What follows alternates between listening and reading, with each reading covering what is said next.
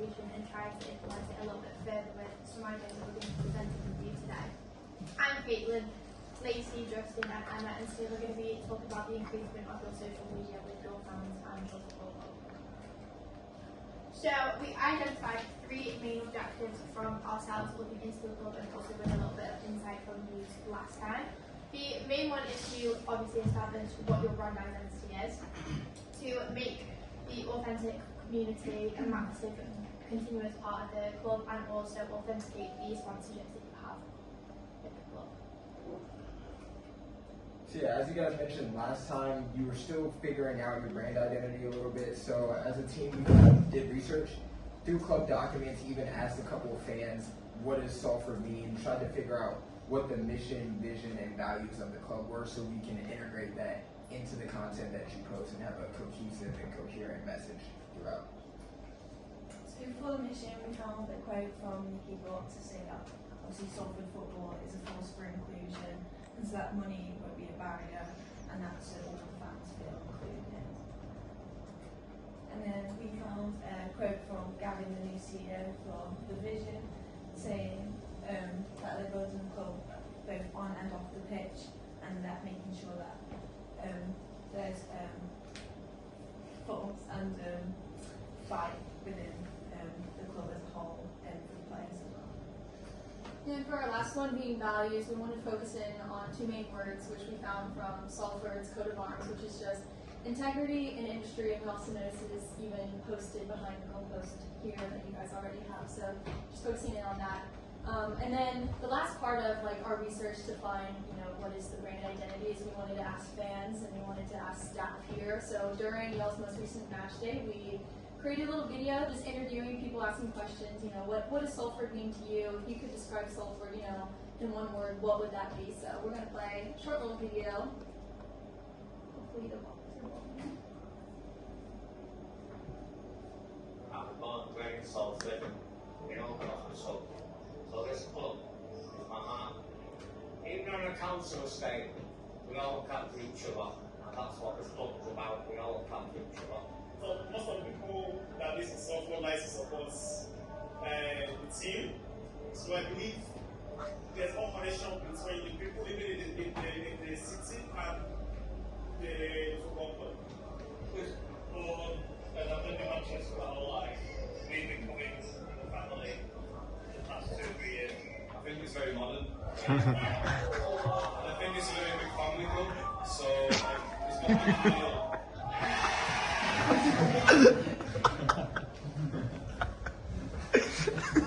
Different, friendly, amazing, so awesome. Pure love.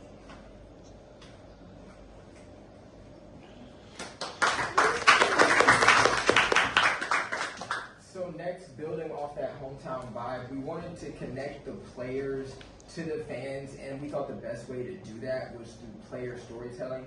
So next we're gonna show you guys a couple ideas we had for that. This first series is called Integrity and Industry, working off those values, and this is basically a mini doc type series, 6 to 10 minutes, probably post on YouTube, but it's a gritty, emotional, ambitious tone where we want to get into the player's backstory. Find their origins, what was one major adversity you had growing up, and then get into the mindset and mentality that helps you overcome that adversity. Lastly, we want to ask the players, where do you see yourself, where do you see the club? All to let the fans know who's playing for their club and connect both the fans and the club together. Yeah, and for a more lighthearted series, we talked about doing what's called Spill the Tea, and basically you take a player of choice and you go to a local coffee shop, local pub, and you just kind of, almost like a podcast format, and you just kind of ask fun questions, and it just kind of connects fans with the community and also the player, all just in one video, just to create just a little bit more of a, you can see their personality. And so next, you'll see here is a video of Arsenal's inside training. The reason I posted this, we took a look at something you guys were already doing pretty well with the Enemies All Access, giving an inside training room. But I saw a few ways we could kind of improve it. First thing I noticed from a video quality standpoint, maybe utilizing a gimbal just to help stabilize the shots a little bit more, and then you can get more dynamic moving shots without that camera shake. A little side note, I think the videos were filmed in 60 FPS. There's a certain motion blur that looks like the normal human eye, so shooting at 24 FPS just makes it look smoother to the human eye. And then as far as editing, quicker cuts, we know everyone doesn't have the attention span they used to, so 10, 15-second clips, very dynamic shots, just to keep people engaged. And then posting these training clips, either short form on the phone or from the all access videos themselves, to other platforms like Instagram and TikTok can bring people back to YouTube. Now, for the second innovation, we all came up with this idea of having a player in playground. So I looked at your annual report of 2023 and 2024 Foundation 92 and saw that you already do quite a lot with mentoring, with having children come to the pitch on a nice special day. And I thought it'd just be a really good idea to switch the roles, have the players go into the classroom, developing that mentoring that you already do with the statistics that show the improvement of not only the academic support that they receive, but the ambitions that they then and the confidence that they also gain from that as well. And I thought that this would align perfectly with us because it could be more of a cinematic piece where we follow the student or we follow the player through the classroom, and it's just more of a, oh, he's in my school kind of vibe. And then we looked at a way to bring in your sponsor for Fireball and how to make the games feel a bit more inclusive and fun for the fans and engage them as a community. So we thought of the idea.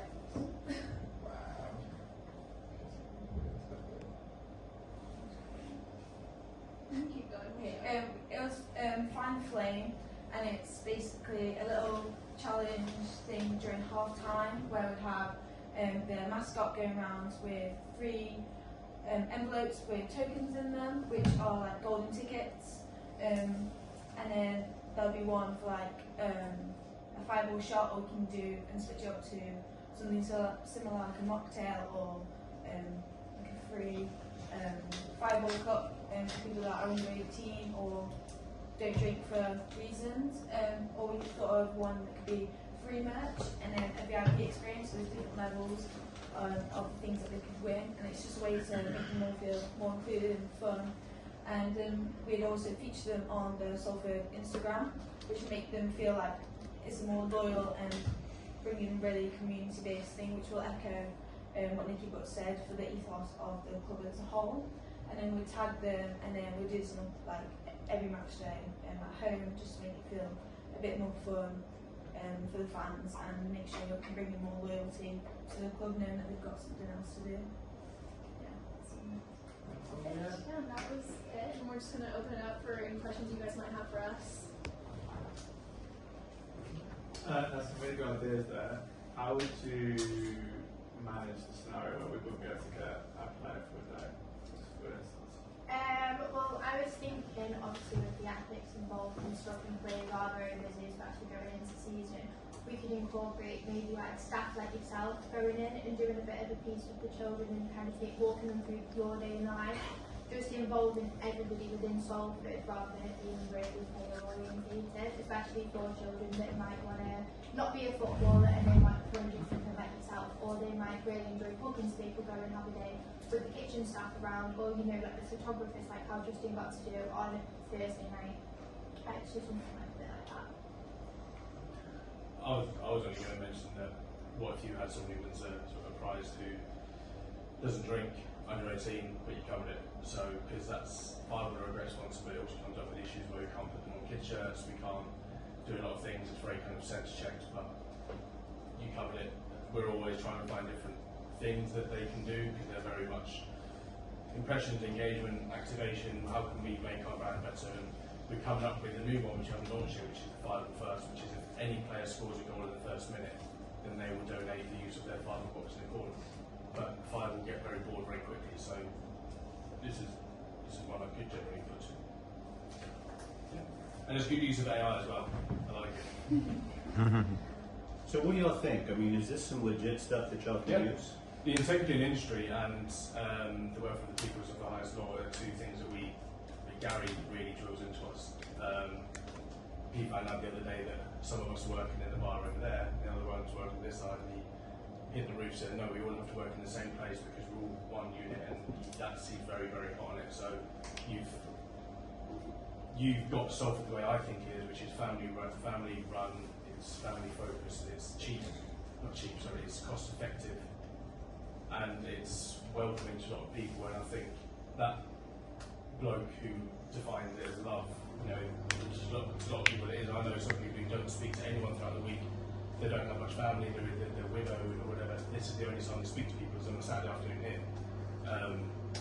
But it's also interesting as you film someone who said the same thing who's wearing a Man United shirt. But that's what we are, is we're not stupid enough to say that we have a United link. But there's people who turn up here with a United shirt on because that's their identity, is they are fans of the people who own us. But they're just fed up with Man United as it is, they'd rather come here. But we need to push that further, like you say, and push Salford City as a brand. Next time we wear the Salford City shirt and has a shop fireball. But yeah, no, really good, really good. What would you think would be next steps if this group carried on? Because we have a fall cohort. What would you like them or the next group? How could they help you? How could they lower the barriers for you guys to launch something like this? I think looking at Salford in its own entity, when you look at a club on its own, you kind of forget the surrounding and you look at something so much that you kind of go, well, why people obviously will go to Salford, but then you look at what are our competitors, who have got around, who are the people that can take seats off us. So you've got Oldham who are playing here, so you've got Rochdale, you've got Man United, City. So look at what Salford is, but also don't be blinded by the factors that we can control and we can't control. So that could be Man United now play on Saturdays at 3 o'clock, so that could hinder our attendances. Oldham play up the road, how much are their ticket prices, are they cheaper than us? And so looking at it, maybe be a bit more clever, because that silo to Salford is very good. But it's looking at it on the best case scenario, that everyone will always come and then there's no competitors. But I think the next step would be is almost ring fencing it and securing it by saying what other factors, and play the worst case scenario is if one person turns up on a Saturday, why is it? Oh, it's because Oldham are cheaper. Man United playing at 3 o'clock and that's a better experience because it's Man United. And Rochdale are also doing an offer where kits are free for I don't know. But what other factors that you can't control could hinder people coming in? What can you do to prevent that? I don't know what you think of the foundation. No, I think it was, I guess, the idea is good from the player on the day and stuff. I think it's just more around the actual operations of that. So we've got a lot of rules that we have to follow with player engagement. We can only have them for an hour. It's got to be 15 minutes away from the training ground before we have to train. It does limit time, especially to go into schools when they're training throughout the day. So I guess it's just digging into and I guess knowing some of the rules and then seeing how you can make work around that. But no, yes. All right, great. So if you guys could take some notes on that, so then when you hand the project over, they have some specificity on what's next. Yeah. Let's give them a hand.